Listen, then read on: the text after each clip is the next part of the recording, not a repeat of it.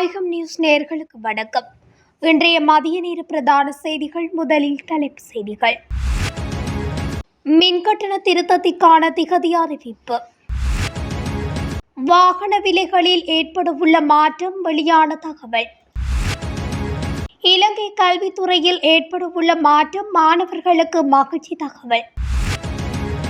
நீதிமன்ற வளாகத்தில் நடந்த தாக்குதல், போலீஸ் அதிகாரி அதிரடி கைது. கொழும்பில் கடுமையான போக்குவரத்து நெரிசல், வெளியான காரணம். யாழில் பரபரப்பு, தேசிய மக்கள் சக்தி இணைப்பாளர் மீது வாள்வெட்டு. பேலியகொடை புத்தளம் வீதியில் விபத்து, ஒருவர் உயிரிழப்பு. இலங்கை மத்திய வங்கி விடுத்துள்ள முக்கிய அறிவிப்பு. முட்டை விலையில் ஏற்பட்ட திடீர் மாற்றம். பொதுமக்களுக்கு போலீஸ் தலைமையகத்தின் முக்கிய அறிவிப்பு. தொடர்பான விரிவான செய்திகள். மின்சார கட்டண திருத்தம் தொடர்பான ஆணைக்குழுவின் இறுதி முடிவு இம்மாதம் 14ஆம் தேதி அறிவிக்கப்படும் என்று பொது பயன்பாட்டு ஆணைக்குழு தெரிவித்துள்ளது. மின்சார கட்டணத்தை 6.8% அதிகரிக்க இலங்கை மின்சார சபை முன்மொழிந்துள்ளதாக அதன் பணிப்பாளர் ஜேநாத் ஹேரத் தெரிவித்தார். மறுசீரமைப்பு திட்டங்களை அதிகாரிகள் முறையாக செயல்படுத்த தவறியதால் மின்சார கட்டணம் அதிகரிக்கப்பட வேண்டும் என்று இலங்கை மின்சார சபையின் தொழில்நுட்ப பொறியியலாளர்கள் மற்றும் மேற்பார்வையாளர்கள் சங்கத்தின் துணைத் தலைவர் நந்தன உதயகுமார தெரிவித்தார். இதற்கிடையில் மின்சார சபையினை பிரிப்பதன் மூலம் தற்போது 1.5 மில்லியன் ரூபாவாக இருக்கும் பணியாளர்கள் குழுவின் கட்டணம் கிட்டத்தட்ட 1 கோடி ரூபாவாக அதிகரிக்கும் என்று மின்சார பயனர் சங்கத்தின் தலைவர் MDR அப்துல்லா தெரிவித்துள்ளார். வாகன இறக்குமதி தொடர்பான வரிமுறைகளை அரசாங்கம் மாற்ற வாய்ப்புள்ளதாக வாகன இறக்குமதியாளர்கள் சுட்டிக்காட்டுகின்றனர். வாகன இறக்குமதி தொடர்பான தற்போது நிலவும் பிரச்சினைக்குரிய சூழ்நிலை காரணமாக இந்த முடிவு எடுக்கப்படலாம் என கூறப்படுகின்றது. இந்த வரி திருத்தம் சந்தையில் வாகன விலைகளில் சிறிது தாக்கத்தை ஏற்படுத்த வாய்ப்புள்ளதாகவும் அவர்கள் மேலும் தெரிவித்தனர். தற்போது 3ஆம் தரப்பு கடன் கடிதங்கள் மூலம் இறக்குமதி செய்யப்பட்ட கிட்டத்தட்ட 1000 வாகனங்கள் சுங்கச்சாவடிகளில் தடுத்து வைக்கப்பட்டுள்ளன. இது தொடர்பான பல வழக்குகள் நீதிமன்றத்தில் நிலுவையில் உள்ளன. இந்த வழக்குகளின் விளைவாக அரசாங்கத்திற்கும் இறக்குமதியாளர்களுக்கும் இடையே சில ஒப்பந்தங்கள் ஏற்பட வாய்ப்புள்ளதாக கூறப்படுகின்றது. 3ஆம் தரப்பு கடன் கடிதங்கள் பிரச்சினைக்கு நிரந்தர தீர்வை பெறுவதன் அடிப்படையிலும் சுங்கச்சாவடிகளில் தடுத்து வைக்கப்பட்டுள்ள வாகனங்களை விடுவிப்பதற்கான வழக்குகளில் எட்டப்பட்ட ஒப்பந்தங்களின் அடிப்படையிலும் எதிர்காலத்தில் வாகன இறக்குமதி தொடர்பான வரிமுறையில் மாற்றம் ஏற்படலாம் என இறக்குமதியாளர்கள் நம்பிக்கை வெளியிட்டுள்ளனர். இலங்கை கல்வித்துறையில் பல்வேறு மாற்றங்களை மேற்கொள்ள உள்ளதாக பிரதமர் கலாநிதி ஹரணி அமரசூரிய தெரிவித்துள்ளார். ஸ்ரீலங்கா ஸ்கில்ஸ் எக்ஸ்போ 2025 கண்காட்சியில் கலந்து கொண்டு உரையாற்றும் போதே பிரதமர் இவ்வாறு குறிப்பிட்டுள்ளார். இனிவரும் காலங்களில் பரீட்சை முடிவுகளில் சித்தி தோல்வி என்ற விடயத்தை முடிவுக்கு கொண்டு வர வேண்டும். பரீட்சையில் சித்தியடையும் மாணவர்களின் புகைப்படங்களுக்கு முன்னுரிமை வழங்கப்படும், கலாச்சாரம் நிறுத்தப்படும். அனைத்து மாணவர்களும் வெற்றிகரமாக எதிர்காலத்தில் அமைத்துக் கொடுக்கும் கல்வி முறை ஒன்றையை முன்னெடுக்க திட்டமிட்டுள்ளதாக குறிப்பிட்டார். மாணவர்கள் மத்தியில் தோல்வியற்ற ஒரு விடயத்தை இல்லாமல் செய்து அனைவரும் இந்த நாட்டில் உலகில் சமமாக வெற்றிகரமாக வாழ முடியும் என்ற மனநிலைமையை ஏற்படுத்த உள்ளதாக அவர் சுட்டிக்காட்டினார். நேற்று காலை கல்கிசை நீதவான் நீதிமன்ற வளாகத்துக்குள் ஒரு சட்டத்தரணியை தாக்கியதாக குற்றம் சாட்டப்பட்ட ஒரு போலீஸ் அதிகாரி ஒருவர் விளக்கமறியலில் வைக்கப்பட்டுள்ளார். அவரை எதிர்வரும் 13ஆம் தேதி வரை விளக்கமறியலில் வைக்குமாறு நீதிமன்றம் உத்தரவிட்டுள்ளது. தாக்கப்பட்ட சட்டத்தரணி நீதிமன்றத்தில் முன்னிலையாகி பின்னர் நீதிமன்ற வளாகத்தில் இருந்து தனது வாகனத்தை வெளியேற்ற முயன்ற போது இந்த சம்பவம் நடந்துள்ளது. சட்டத்தரணி வாகனத்தை வெளியேற்ற முற்பட்ட போது சிறைச்சாலை பேருந்தில் வந்த போலீஸ் அதிகாரி அவரிடம் பேருந்து உள்ளே நுழையும் வரை காத்திருக்குமாறும் பின்னர் அவரது வாகனத்தை வெளியே நகர்த்துமாறும் அறிவுறுத்தியுள்ளார்.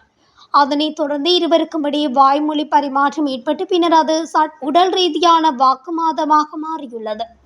இதனையடுத்து போலீஸ் அதிகாரி கைது செய்யப்பட்டு கல்கிசை நீதவான் நீதிமன்றத்தில் முன்னிலைப்படுத்தப்பட்ட நிலையில் நீதவான் பசனமரசேகர அதிகாரியை 13ஆம் தேதி வரை விளக்கமறியலில் வைக்க உத்தரவிட்டார். கொழும்பில் உள்ள வீதிகளில் 70% சமிக்ஞை அமைப்புகள் பழுதடைந்துள்ளதால் கொழும்பில் போக்குவரத்து நெரிசல் அதிகரித்துள்ளதாக தெரிய வந்துள்ளது. இந்த வண்ண சமிக்ஞை அமைப்புகளில் சென்சார்கள் மற்றும் எண்கள் இல்லாததால் இந்த நிலைமை ஏற்பட்டுள்ளதாக போக்குவரத்து மற்றும் சாலை பாதுகாப்பு போலீஸ் பிரிவின் வட்டாரங்கள் தெரிவிக்கின்றன. காலை மற்றும் மாலை அலுவலக நேரங்களிலும் பாடசாலை மூடும் நேரங்களிலும் போக்குவரத்து சமிக்ஞைகளின்படி போக்குவரத்தை கட்டுப்படுத்த வேண்டும் என்று வட்டாரங்கள் தெரிவிக்கின்றன. இருப்பினும் கொழும்பில் உள்ள வீதிகளில் 70% சமிக்ஞை அமைப்புகள் பழுதடைந்துள்ளதால் கடுமையான நிலைமையை எதிர்கொள்ள வேண்டியுள்ளதாக கூறப்படுகிறது. அதன்படி சர்வதேச தரத்திற்கேற்ப வண்ண சமிக்ஞை அமைப்புகளை நவீனமயமாக்கவும் தானியங்கி எண்களை செயல்படுத்தவும் திட்டங்கள் வகுக்கப்பட்டுள்ளதாகவும் தகவல்கள் தெரிவிக்கின்றன. கொழும்பு மாநகர பிரிவு போக்குவரத்து மற்றும் நெடுஞ்சாலைகள் அமைச்சகத்தின் கவனமும் இந்த விடயத்தில் ஈர்க்கப்பட்டுள்ளதாகவும் கூறப்படுகின்றது. யாழ்ப்பாணம் பருத்தித்துறை பகுதியில் போதைப்பொருள் விற்பனையில் ஈடுபடும் கும்பல் தொடர்பில் போலீசாருக்கு தகவல் வழங்கிய தேசிய மக்கள் சக்தியின் பருத்தித்துறை பிராந்திய இணைப்பாளருக்கும் அவரது தந்தைக்கும் போதைப்பொருள் கும்பல் வாழ்வீட்டு தாக்குதலை மேற்கொண்டுள்ளது. தும்பளை பகுதியில் அவர்களது வீட்டுக்கு சென்ற வன்முறை கும்பல் வீட்டில் இருந்த மகன் மற்றும் தந்தையர் மீது வாழ்வீட்டு தாக்குதலை மேற்கொண்டுவிட்டு தப்பிச் சென்றுள்ளது. சம்பவத்தில் காயமடைந்த இருவரும் சிகிச்சைக்காக பருத்தித்துறை ஆதார வைத்தியசாலையில் அனுமதிக்கப்பட்டுள்ளனர். தும்பளை பகுதியில் போதைப்பொருள் பாவனை மற்றும் விற்பனை ஆகியன அதிகரித்துள்ளன. இந்நிலையில் போதைப்பொருள் விற்பனை தொடர்பிலான சிசிடிவி காணொலி தேசிய மக்கள் சக்தியின் பருத்தித்துறை இணைப்பாளருக்கு கிடைக்கப்பெற்றுள்ளது. அதனை அவர் போலீசாரிடம் கையளித்து நடவடிக்கை எடுக்குமாறு கூறியுள்ளார். அந்த தொடர்பில் போலீசார் நடவடிக்கை எடுக்காத நிலையில் ஓரிரு நாட்களின் பின்னர் அப்பகுதியில் பொருத்தப்பட்டிருந்த சிசிடிவி கேமராக்கள் அடித்து நொறுக்கப்பட்டது. அத்துடன் போதைப்பொருள் விற்பனை தொடர்பில் போலீசாருக்கு தகவல் வழங்கிய தேசிய மக்கள் சக்தியின் இணைப்பாளருக்கும் தொலைபேசி ஊடாக மிரட்டல்கள் விடுக்கப்பட்டுள்ளது. சம்பவம் தொடர்பில் தேசிய மக்கள் சக்தியின் இணைப்பாளர் போலீஸ் நிலையத்தில் முறைப்பாடு செய்திருந்த போதிலும் போலீசார் காத்திரமான நடவடிக்கைகள் எதுவும் எடுக்கவில்லை. இந்நிலையில் குறித்த சம்பவங்கள் இடம்பெற்று சுமார் 20 நாட்களின் பின்னர் நேற்றைய தினம் அதிகாலை வேளை வீட்டுக்குள் அத்துமீறி நுழைந்த கும்பல் வீட்டினுள் இருந்த தேசிய மக்கள் சக்தியின் இணைப்பாளர் மற்றும் அவரது தந்தை மீது வாழ்வீட்டு தாக்குதலை மேற்கொண்டுவிட்டு தப்பிச் சென்றுள்ளனர். அதேவேளை சம்பவ தொடர்பில் இதுவரையில் அவரும் கைது செய்யப்படவில்லை எனவும் தெரிவிக்கப்படுகிறது. பேலியகொடை புத்தளம் வீதியில் இடம்பெற்ற வாகன விபத்தில் ஒருவர் உயிரிழந்துள்ளதாக மாரவில போலீசார் தெரிவித்தனர். பேலியகொடையிலிருந்து புத்தளம் நோக்கி சென்ற மோட்டார் சைக்கிள் வீதியில் வலதுபுறம் திரும்பும் போது அதே திசையில் பயணித்த லொரியொன்றுடன் மோதியதில் இந்த விபத்து இடம்பெற்றுள்ளது. இந்த விபத்தில் மோட்டார் சைக்கிளை ஓட்டிய நபர் காயமடைந்து மாரவில வைத்தியசாலையில் சேர்க்கப்பட்ட பின்னர் சிகிச்சை பலனின்றி உயிரிழந்துள்ளார். காட்டுநேரிய பகுதியைச் சேர்ந்த 59 வயதுடையவரே இவ்வாறு உயிரிழந்துள்ளார். இந்த விபத்து தொடர்பில் மாரவில போலீசார் மேலதிக விசாரணைகளை மேற்கொண்டு வருகின்றனர். இலங்கை மத்திய வங்கி திரைசேரி உண்டியல்கள் குறித்து முக்கிய அறிவிப்பு ஒன்றை விடுத்துள்ளது. அதன்படி 77,500 மில்லியன் ரூபாய் பெறுமதியான திரைசேரி உண்டியல்கள் எதிர்வரும் 15ஆம் தேதி ஏல விற்பனையின் ஊடாக வழங்கப்பட உள்ளதாக தெரிவிக்கப்பட்டுள்ளது. 91 நாட்கள் முதிர்வு காலத்தை கொண்ட 15,000 பில்லியன் மதிப்புள்ள திரைசேரி உண்டியல்கள் ஏல விற்பனை செய்யப்பட உள்ளன. 182 நாட்கள் முதிர்வு காலம் கொண்ட 35,000 பில்லியன் மதிப்புள்ள திரைசேரி உண்டியல்களும் ஏலத்தில் விடப்பட உள்ளதாக தெரிவிக்கப்பட்டுள்ளது. மேலும் 364 நாட்கள் முதிர்வு காலம் கொண்ட 27,500 பில்லியன் மதிப்புள்ள திரைசேரி உண்டியல்களும் ஏலத்தில் விடப்பட உள்ளதாக தெரிவிக்கப்பட்டுள்ளது. முட்டையின் விலையை 10 ரூபாவால் குறைக்க முடிவு செய்துள்ளதாக அகில இலங்கை சிறு மற்றும் நடுத்தர முட்டை உற்பத்தியாளர்கள் சங்கம் தெரிவித்துள்ளது. பெரிய அளவிலான முட்டை உற்பத்தியாளர்களின் மாஃபியாவை நிறுத்தும் நோக்கில் முட்டை விலைகளை குறைக்கும் முடிவு எடுக்கப்பட்டதாக அதன் தலைவர் நவோத் சம்பத் பண்டார தெரிவித்தார். அதன்படி வெள்ளை முட்டையை ரூபாய் 18 விலையிலும் சிவப்பு முட்டையை ரூபாய் 20 விலையிலும் விற்பனை செய்ய முடிவு செய்யப்பட்டுள்ளதாக அகில இலங்கை சிறு மற்றும் நடுத்தர முட்டை உற்பத்தியாளர்கள் சங்கத்தின் தலைவர் நவோத் சம்பத் பண்டார தெரிவித்தார். போலீஸ் அனுமதி விண்ணப்பம் தொடர்பில் பொதுமக்களுக்கு போலீஸ் தலைமையகம் முக்கிய அறிவிப்பு ஒன்றை விடுத்துள்ளது.